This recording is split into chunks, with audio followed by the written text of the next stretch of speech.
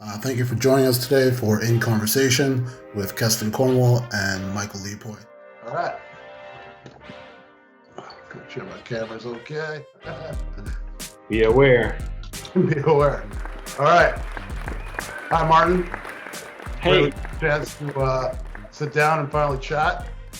Could you just give everyone listening or watching your full name and any contact information you want to share, and just a short introduction to your work? Sure. Hi, everyone. My name is Marton Robinson. I'm a Costa Rican artist. You could find me on martonrobinson.com, and there you could figure out what it is that I exactly do. If there is something that I do, not sure about it. Oh, sorry. You're mute or. Yeah, you dipped out there, Kestin. I dipped out. Oh, I'm there. Okay. Excellent. Thanks, Martin. Briefly, could you describe your process as well as your the combination of mediums you like to work with, and just give the listeners or viewers a brief introduction to how you work? Yeah. My core practice is, let's say, visual art in a major in printmaking. But before that, I studied health and human movement. So my practice, let's say, is kind of mixed between health, movement, sports, recreation, and visual arts in a way that I try to incorporate those elements or my knowledge into my practice. And in terms of mediums, I don't have a specific medium. I do think my language is printmaking because that's what I specialized when I went through school. My language is printmaking. But from printmaking, I think I understand other language, and I always let the project be the one who determine let's say, the medium that I'm going to use. So mostly or more recently, I've been working a lot in video or video installation, in a sense that I find a lot of relationship between printmaking and video, and I think that's kind of like in the sense of the repetition, the idea of the serial, the multiple. I don't know. There's something in the way you process printmaking and the way you do video, right? The editing process, the way that you have to create a print. When you're doing print, usually you're doing it backwards. So understanding the process, and I think that's kind of what is my main practice, is based on process. But in this idea that I've been working more recently in this tecnología de coloniales. So tecnología de coloniales is kind of like my own understanding to this idea of decoloniality and the way people approach it. For me to do a decolonial practice is not about aesthetics. It has to do more with this idea of process. So how you engage in the project, what is the meaning of the project, and the process is more important than the final project for me. And I think that's what I was trying to relate in terms of the medium and the relationship the medium with the specific work, and how it worked for me in terms of my language with the printmaking. Excellent. Understood. Complicated, interesting, and I love the process. Like the process is so valuable. So I like that you're highlighting that. Yeah, I might say maybe not complicated. I think it's for me, it's kind of being critical with what I'm doing. Like most of the time, I like to believe that I'm producing from a place that is not based, again, on aesthetics or a specific market. I'm not thinking in how much my art going to be sold for or how I'm going to market my art. Most of the time, I'm creating projects that have been conceptualized 2-3 years prior, but I finally find a space in which I can present them. So it's more an idea of being practical with my practice, not only in terms of what I'm producing, but also the economy that surrounds my practice. I see. Quick question, or this isn't one of the questions, but just so we touch on it. You spoke in another language, which is right. Spanish. Could you give the listeners a little bit of background to why you speak that language? Well, my family is actually a mixture of a bunch of stuff. Let's put it that way.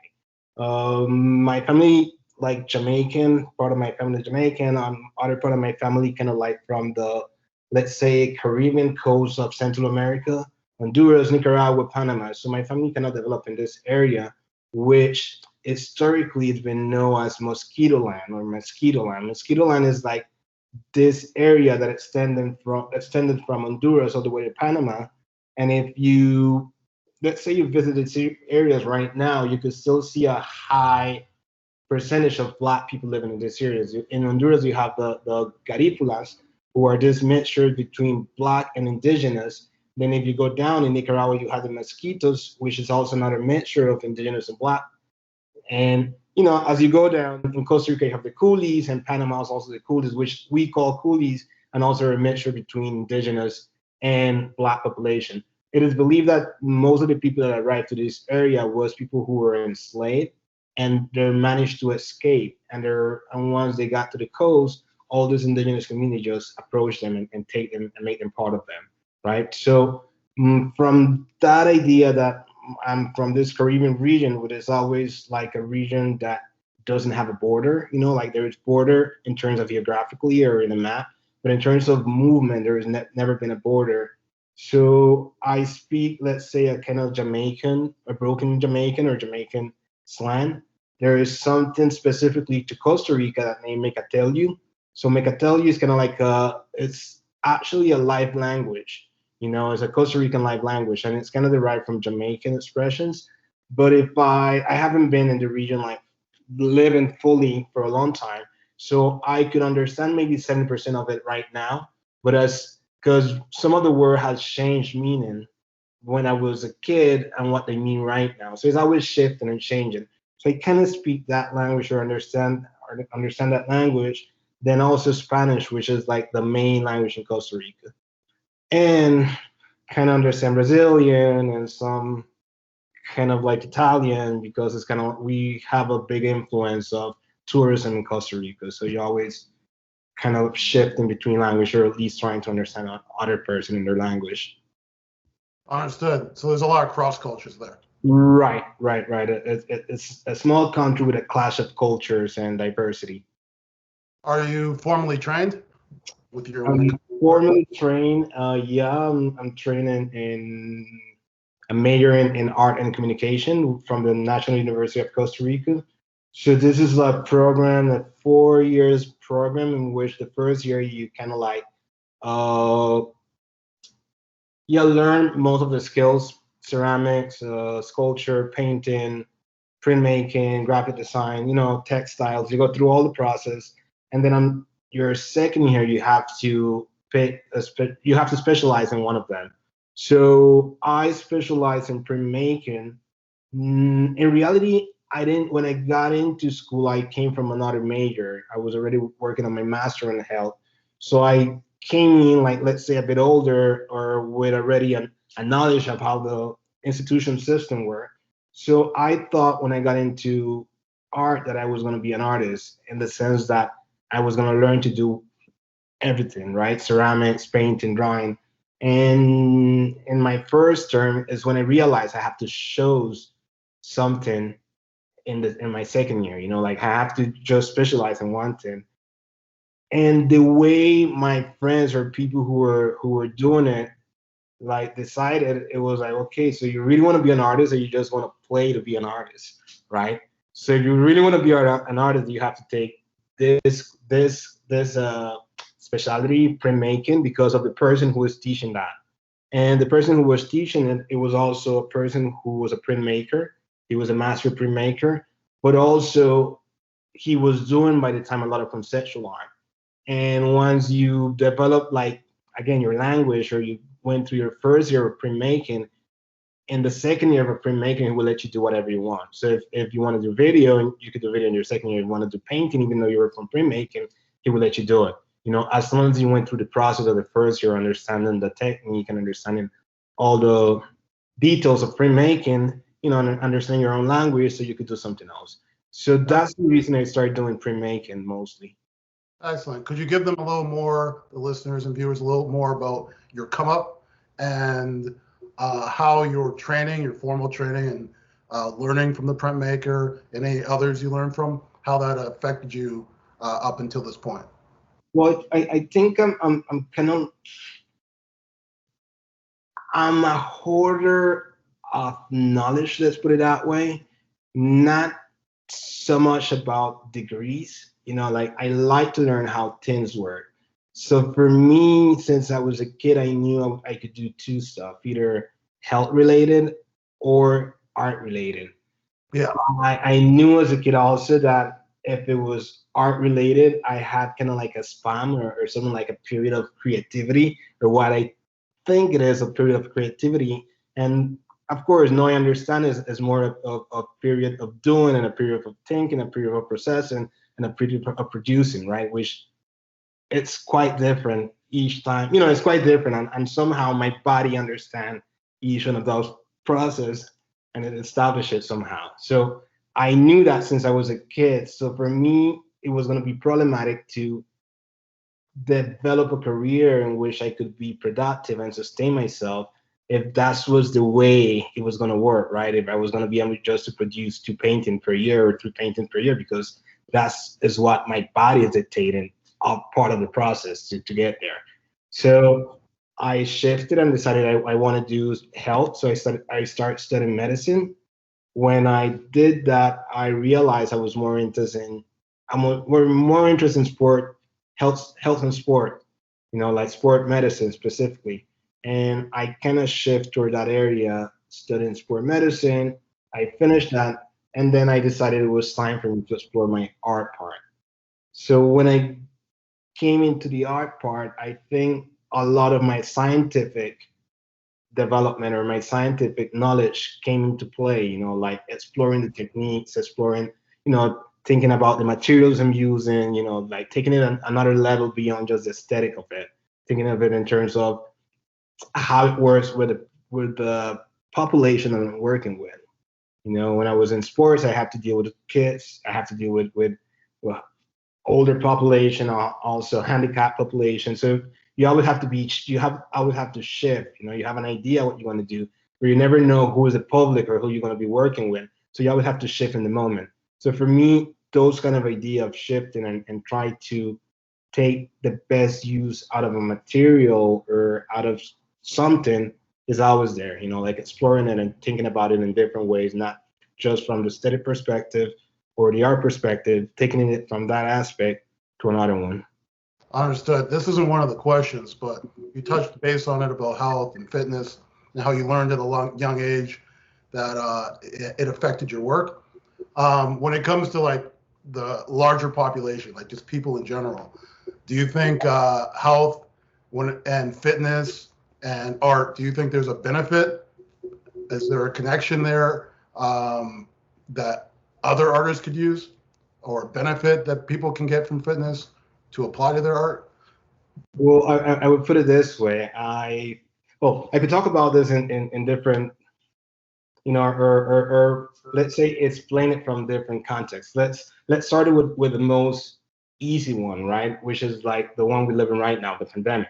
It's like everyone realized that the pandemic is all about the body. It's not about institutions. It's not about not having a job. It's not about it's all about the body. That's period. It's all about the body. So to understand that and understand specifically my practice, I think there is no sort of separation from it. It just came in one. If you think in terms of ritual or Caribbean spirituality, or the idea of producing from other places that is not market, it's not a impulse, or is not determined by the market in a way. You think that some objects are more related to the self, to a personal experience, the self, and they're part of rituals in which those rituals sometimes are part of healing process, right? So for me, my practice is part of that, like the piece I did recently, which is No le digas a mi mano derecha lo que hace mi mano izquierda, which is a video performance installation, deals with that process, not only history, but also the idea of performing on the body and the idea of how that process and that ritual for me, specifically become a healing process. So I don't think there is a separation between them, at least in my work and my practice. I think they always come together. They're always there. I'm always thinking about them or about it somehow.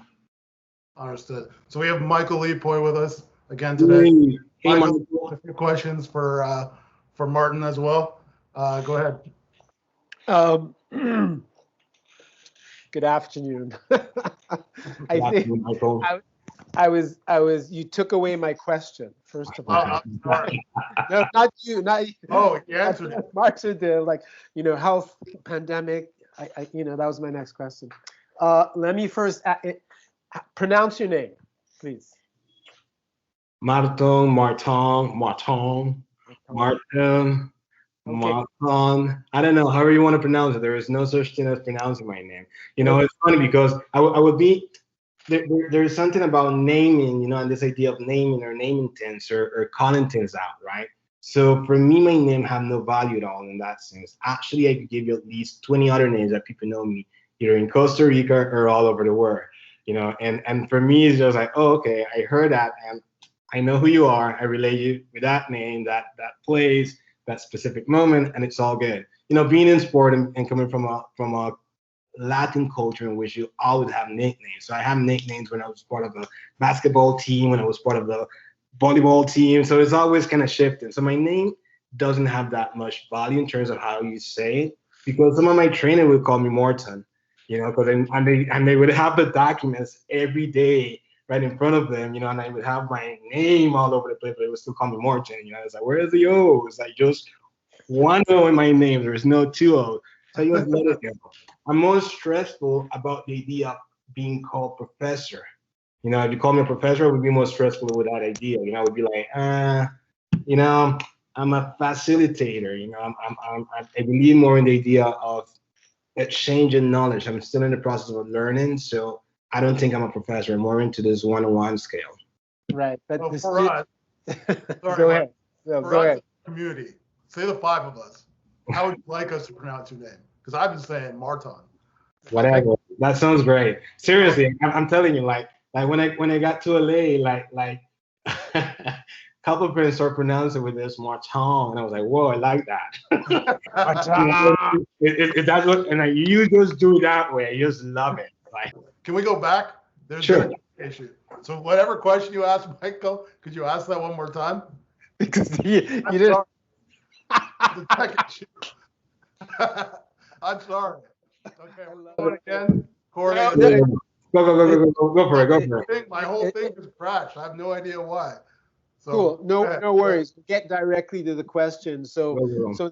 the context of the Caribbean, and big shout out to the Caribbean and the Caribbean basin, and there's a different discourse in the different geographies. So North America, Turtle Island versus Caribbean, not versus, but in our black diaspora around the world, right?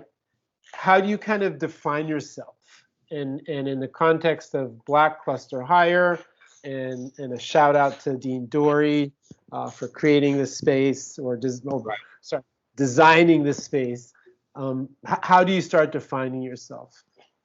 Well, we were talking previously about this idea of Black artists, right? And I'm not sure if I actually define myself that way, in a sense.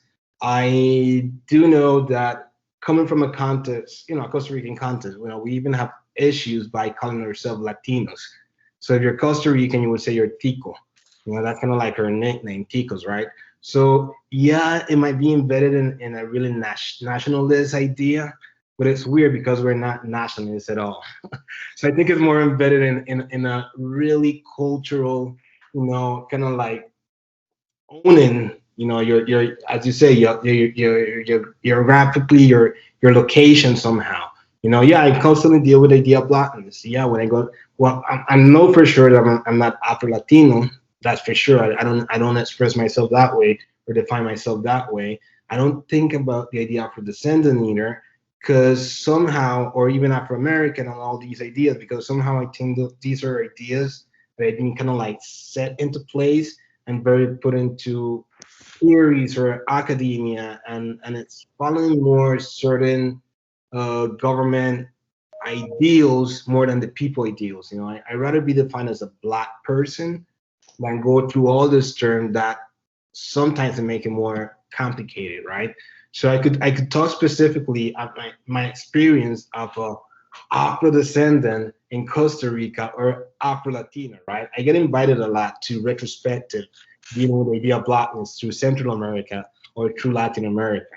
And it's fine. But most of the time when I get invited, the person who are inviting me are either based in Europe or they're white, or they're doing a retrospective about Central America, but they're based in Chile, and most of the time also they're based in Chile, working with an organization from Germany in El Salvador, when El Salvador have denied the existence of Black people in their country, so it kind of like gets so confusing. And I know that all these projects are out there because we're in the decennial of the 10 years of Black culture or promotion of Black culture, according to the National United Nations or something like that. I don't know the name for it specifically in English, but in Spanish is El Decenio de la Afrodescendencia, kind of like the 10 years of the Afrodescency or something like that, right? So there's a lot of money coming in if you're working within that subject, so you could prove that, oh, no, we have inclusion in our program, so most of these projects would come into a region, do stuff, and they're keep this idea that they're perpetuating and they're helping visualizing the region and the Afro descendants of the. It's like bullshit, like you have a bunch of white artists taking pictures of Black people, put it in the museums and galleries all over the world, and that's what we look like. And the perspective and the view is not the same as a poor Black person in the Caribbean. As a stereotype view of us. So, yeah, I can adhere myself to those terms, and I think it's different somehow from the way it's written in North America and the Caribbean in a way. If I'm not mistaken, I think in Bermuda people don't think of themselves as Black, right? And there's not even the idea of Blackness going through their heads. So those kind of like simple ideas, or just the idea also that not all Black family have been enslaved, right? That's another idea that we have to kind of like think about. There are people in Africa who have never been enslaved, but we think in Africa as a continent that have been enslaved. So I think that's what is important for me. And sometimes thinking about that, that calling or naming, I think about it also in terms of, carnivals or ideas that are related to those ideas. Like in Costa Rica, we have a carnival in which people dress as African descendants, and it's fine, because it kind of like give them a sense of belonging to something, or owning their history. But at the same time, I think we have to question, how is this just a dress-up idea that take place one day, or this is something that we're taking as part of our culture that we wanted to really grow and develop, and other people understand what it is, beyond the dance that you perform like in specific activities or specific times of the year, right? And this is a dance that is based on a masquerade. So people would put on a mask that looks like a colonizer. So this is indigenous people putting on the mask of the colonizer, kind of like doing whiteface or blackface, right? And they put on the mask, and that's the day in which they could make ridicule of their colonizer. Mock him, Like, and that's a form of resistance, right. And in Costa Rica, we have el baile de los negritos, el baile del diablito, which is similar also, So it's like all this mythological animals or figures that goes along a day, and they follow the colonizer, kill him, and you enter this kind of rituals and stuff. And that's the reason I cannot talk a lot in my work about masks and masking, the masking of the body. And I wear masks in my work because it comes from that idea, right? It's my way to resist, that I could embrace all these stereotypes, portray them, make them my own, and find resistance through that. Yeah, for one day. I mean, it happens. Right. There's a great economist named Lloyd Best, and he said the carnival is 2 days of the year. The masquerade is actually the rest of the year. So it's performed every day. In Trinidad, I can in old masquerade, or what they called old mass, I can masquerade against the prime minister, right? I wouldn't do that, if the prime minister ever gets to see that, but you have that space to do that. And that's a joyous space, like ha ha ha, that's funny, or any kind of ridicule is okay because it's carnival, right? But we're kind of running up on the 1 hour, I think, or not. But Keep it going. Let's keep it going. I like the conversation. Forget the time. Keep it going. yeah, okay, cool. And I think we touched on the professor idea. I mean, I was about to say, Kestin, sorry, and Martin, that they remind you, the students remind you that you're a professor.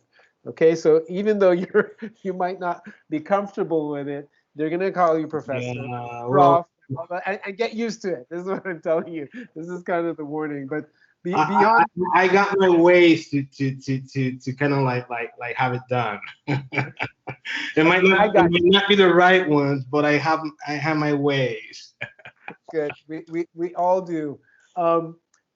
Assistant professor, how has your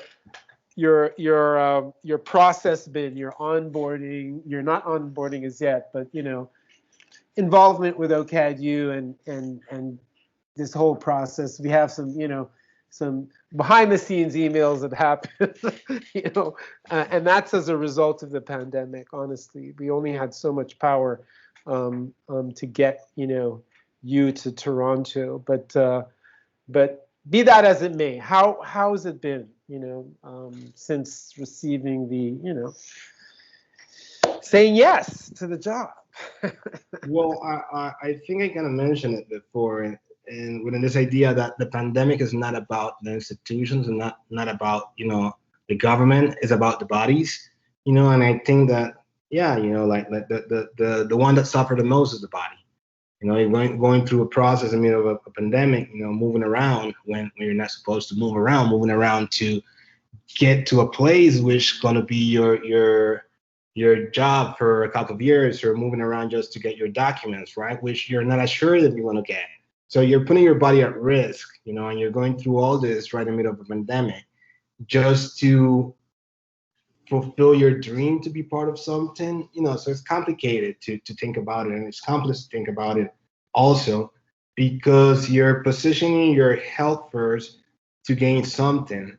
And what is the value of getting that if the process is doing more damage than what than the final result? So yeah, it's a lot to digest. And even though I'm out here in Canada, I'm still dealing with a lot of stuff, I'm still dealing with my documentation. I'm still dealing with how do I get a phone if I'm in a pandemic and I need a phone to get a bank account. So, so the process, it ain't over yet, right?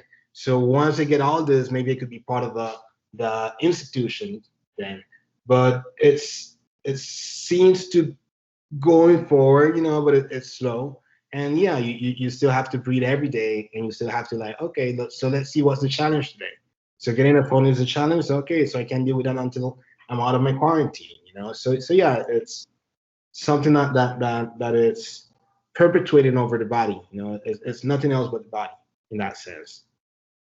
Absolutely. I mean, I went through it like you, just getting to Canada, and this weekend visiting Toronto for the first time since 1994. And I mean, I don't remember what it was like back then because I was there for a funeral. All the same, just touching down and being there, and after working from Trinidad and Tobago is, it was just, is lovely, for me. And I can't, I won't say comment on the health part because it doesn't really happen, until afterwards, like that, when you go through this crossing borders, the documents, and I went across with a child too. So, it's other, other kind of documents, right? Too. It is stressful, and we have to be mindful of, taking all those, drink the hot tea, the herbs, and the Black culture. We have our remedies. Yep. Shut it down for a couple of days and you'll stay to yourself. You have to do it sometimes. So it's actually a good thing that you to a certain degree that you don't have a phone as yet, because that thing is gonna, I want your number, right? Yeah. Yeah, right. So you have like 50 people, right, to plug in. So take your time. I don't have one. Actually, I got a number just 2 days ago, but I haven't received the SIM card as yet, and that number will share when the time is right. I feel you. Yeah, but otherwise, no. To the Black cluster hire in our Black community and high BIPOC, we share willingly in priority, right? Because that's why we're here, right? We share with everybody, but our students, our kids in the Black communities, and that will just kind of lead to my last question. What are you looking forward to? Like when you get your apartment and you're settled down, you have your phone number, right? What's on number one, right? Again, I think it would be the body. I can't stress out the idea of the body. So for me, it would be just focus on the kids, focus on the students. I can't do anything else than give my loyalty to the students, and hopefully build up a channel in which both of us could learn something out of the experience or the process. So that's the only thing I could wish for. It's beyond the institution, beyond what I could give the institution is what I could give the kids, and how we could work it out together.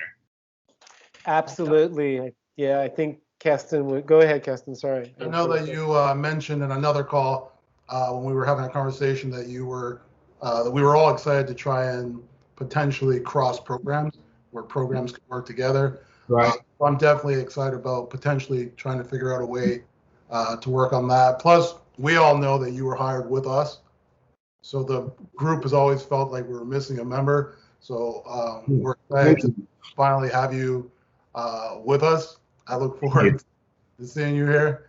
I watched a few of I have you on Instagram, and I was watching a few of your videos, and one of them I found really, really hard to watch at the beginning. But at the end, just like you said about your work early, that it felt like a healing process at the end. Like I understood it. At the beginning, I was like, what is this? And I was trying to understand.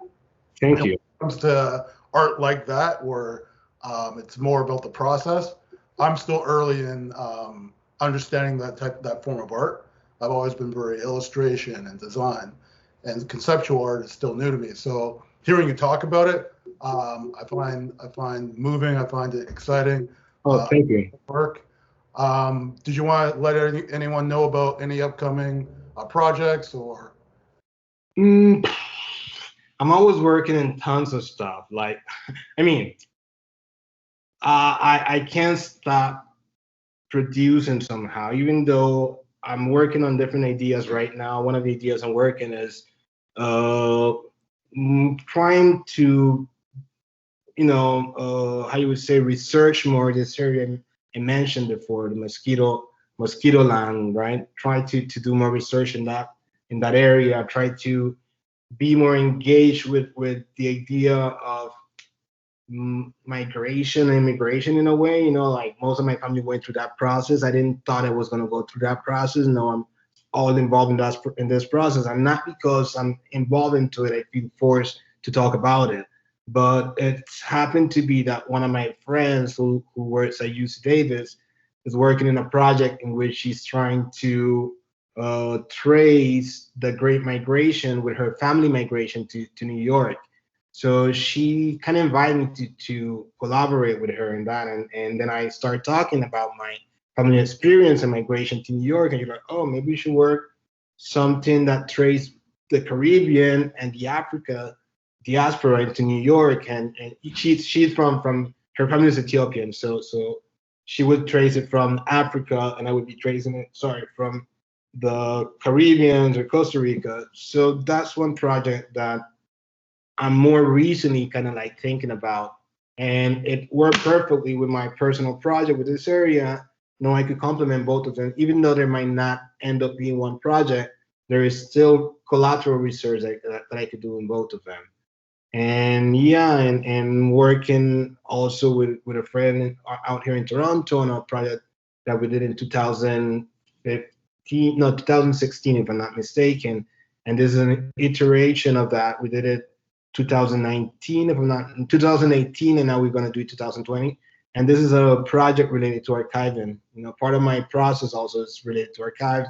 And yeah, we working with indigenous community out here in Toronto, artists from indigenous community in Toronto, who are collaborating with indigenous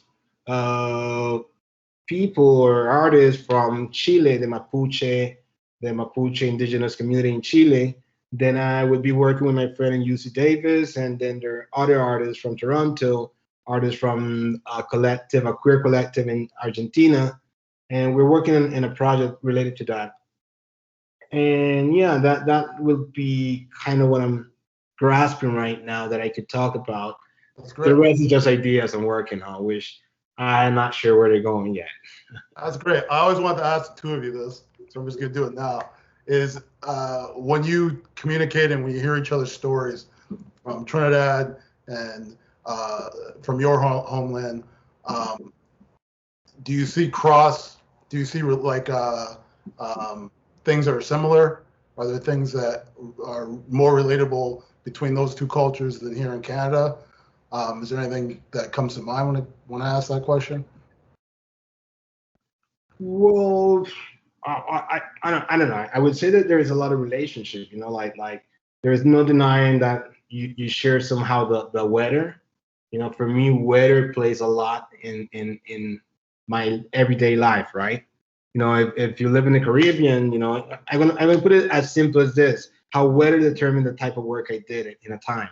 I was living up in the mountain, an amazing space. My first studio in the middle of a jungle, let's put it that way. I was doing prints, and I was doing prints with water-based paint, right? So humid place, water-based, all my prints just got moldy, right? They were just through 3 weeks, they just got mold, and then it was like frustrated, like wasting a lot of paper and stuff.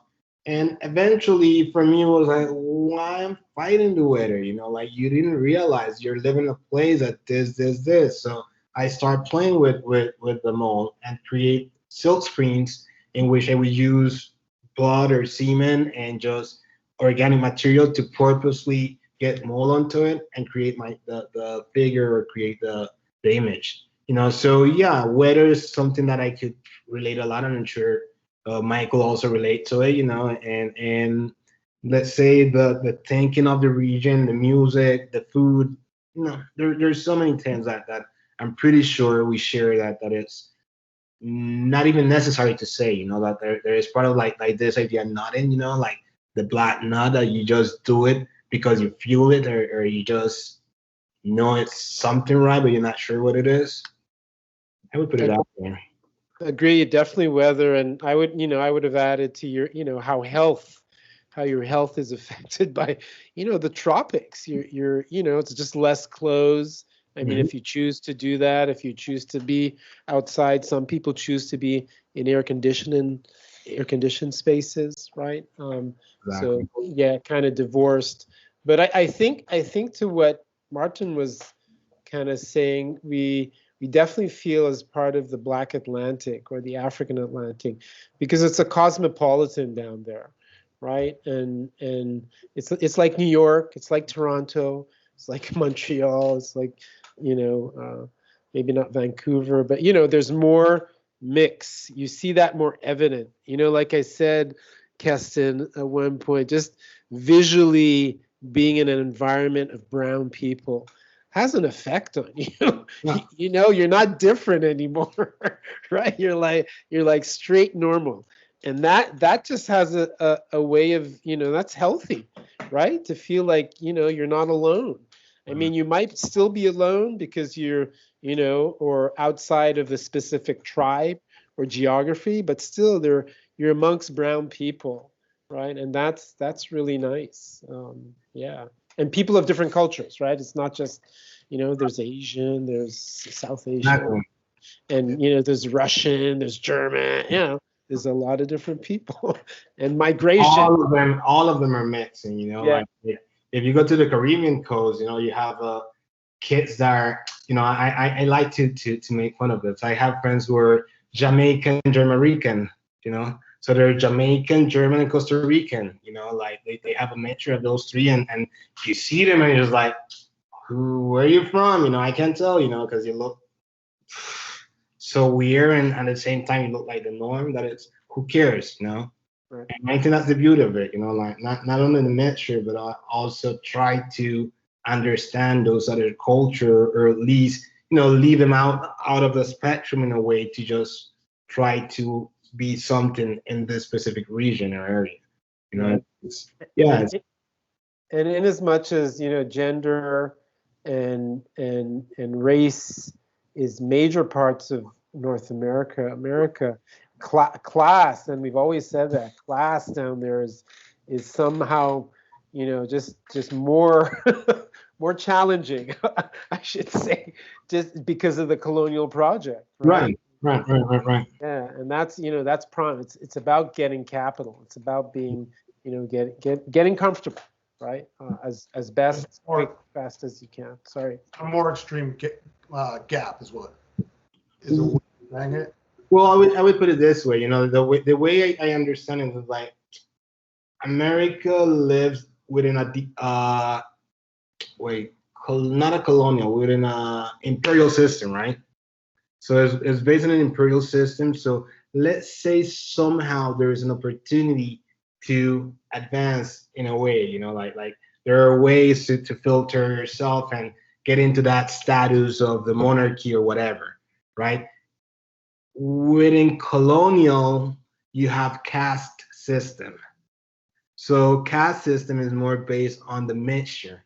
So let's say I even have a piece that talks about it in terms of my family being better. It would take 4 generations, so it would be a process of 4 generations to get whiter, and that would somehow position me somehow in a better place beyond the money, beyond it's like this little ideas or concept or what is better, right? So that is well engraved within the colonial system, and that make it kind of hard for people to just get in a higher position, right? If you want to keep your value, you want to keep your like no, those are indigenous. We don't deal with them. They need to keep down there. They're not human, and you keep perpetuating those ideas. So even though you have the knowledge, you have the we just want to rip you up, but the way you look is not part of our ideal. That Eurocentric ideal, I would say. So yeah, it's quite complex in that sense, I would say. And I think that's what is hard sometimes to people from America to understand the complexity of race beyond the south border of North America, right? It's more complex than just white and black. And again, you could also pay for it, because you could go to the church and you could say, hey, I want you to declare my family white. Just say we're white. We came from a legacy of white people. You pay for it. So it's a complex system, and it's the same. It comes from colonialism. It stems right. from colonialism. You mentioned something earlier. I just wanted to touch on before we finally before we wrap this up. It's been a great conversation, but you called it mosquitoes, which is interesting because early on, there were a lot of different cultures involved in slavery, from the Chinese to South Asians to obviously blacks. Because of Africa and diseases that mosquitoes carried, certain Africans built up immunity to those diseases, and that largely affected why blacks were by and large a large percentage of slaves, because out of all the cultures, they were the ones that could survive in the fields due to the history. Yeah, well, yeah, it's funny that this place is named. No. This place, the name of it is Mosquito Mosquito. It have like different names to it, right? And yeah, it's interesting that DNA is part of it, plays a lot within this context. And I would put it specifically in I've been reading more recently, Gabriela Planck, I think is her name. And if it's not, I'm really sorry about it. I should have known her name. She is a writer that been doing research within the Caribbean in terms of literature. So her research is specific in literature, and in the sense that how the Caribbean have this, specifically Latin American Caribbean, right, have this history of writing, books and stories and stuff, and it wasn't published because the main language because they write them in English, right, and the main language of was Spanish, and they never got interest into it. So she started, right. Yeah. So she started exploring all these different writers through all the Caribbean, and realizing how genius there were for their time and the amount of production they were doing, right? So she started talking about this term Panama Man in her writing. So the idea of a Panama Man is this idea that when they were building the canal, the Panama Canal, right? The French country started building it, so they didn't carry out because it was a dangerous area. As you mentioned, mosquitoes were a big problem. Humidity, the weather was like complicated, so they just left the project. After the French leave, I think it was like tons of years later that the American took over, right? Part of the project of the American taking over the canal was like, okay, we have to be more specific, more strategic about it. The French brought Asian people that didn't work out well. So we want to work with. So let's bring people from the Caribbean. And the other reason we want people from the Caribbean is because they speak English. So that would make it easy for us to communicate with them, right? So this create this kind of like how you would say movement of people from the Caribbean into Latin America, and specifically Central America, for the construction of the canal. And again, it was kind of like done in a nice way, in which you could say that this character, the Panama Man, becomes almost like a rapper, or like the idea of a rapper right now. And I'm going to explain how it transitioned from this Panama Man all the way to a rapper, right? So this person would go over to the canal, the Panama Canal, work out there, make money, then go back to his country, wearing all white, like Panama suits, the cap, the cane, fronting. He go back to his country fronting. So people see him out there, and they're like, oh, I want to go out to Panama and do some money. So he become almost like a catch, like catfishing people to go back to Panama and work.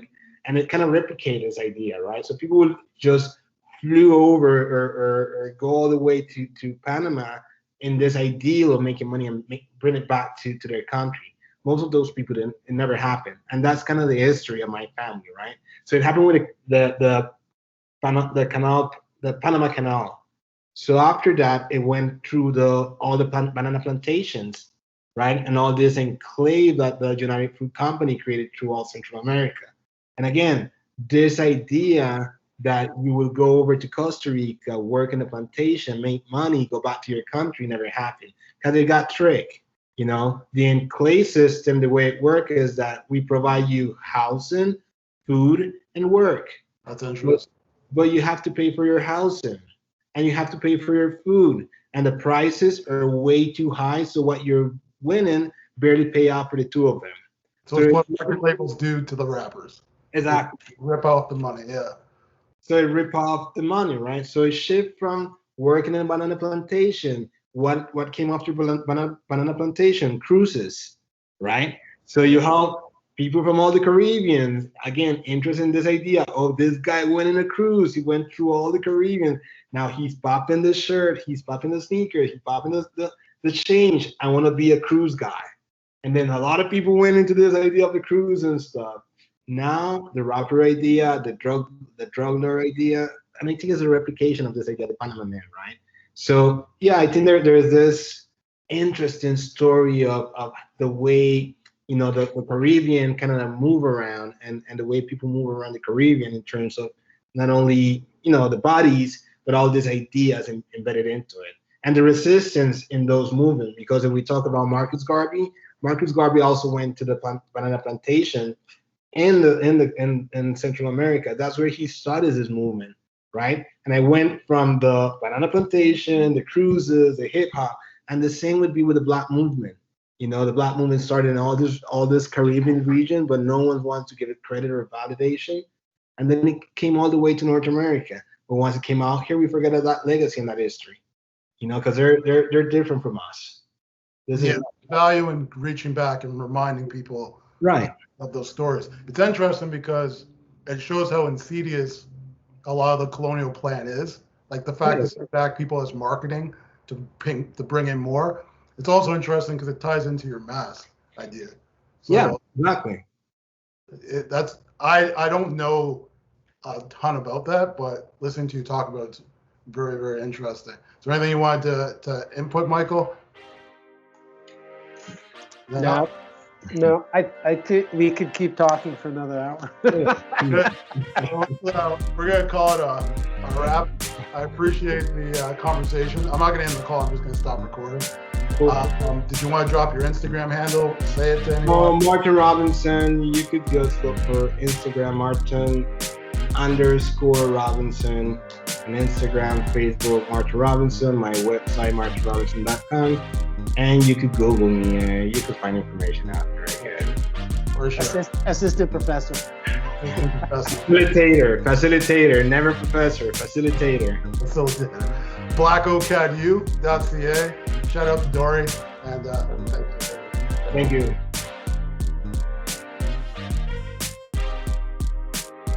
Be sure to check out our next episode, blackocadu.ca. Let's go.